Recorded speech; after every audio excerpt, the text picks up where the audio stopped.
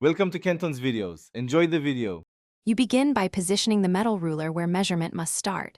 Align the 0 mark with the reference edge. Hold it confidently, thumb on top, fingers below, so it won't wobble while you mark. If the surface is slippery, add a small non-slip pad or a piece of tape under the ruler to stabilize it. This prevents parallax errors and keeps lines straight. Once secured, you're ready to take accurate measurements or draw a guideline without shifting, which saves time and rework. You now measure precisely by reading the scale at eye level. This avoids parallax and ensures the number you read is the true value.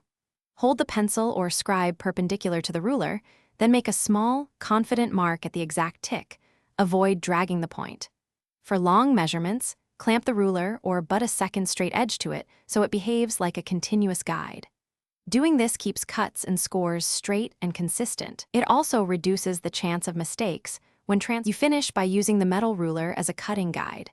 Press it firmly against the workpiece and run your blade or scoring tool along the edge with steady pressure. This prevents the tool from climbing the metal edge. Once the cut or score is made, measure again from both ends to verify the dimension. Small errors compound if unchecked. If something is off, stop. Do not deepen the cut. Reseat the ruler, remark the correct line, and then proceed. Troubleshooting tip.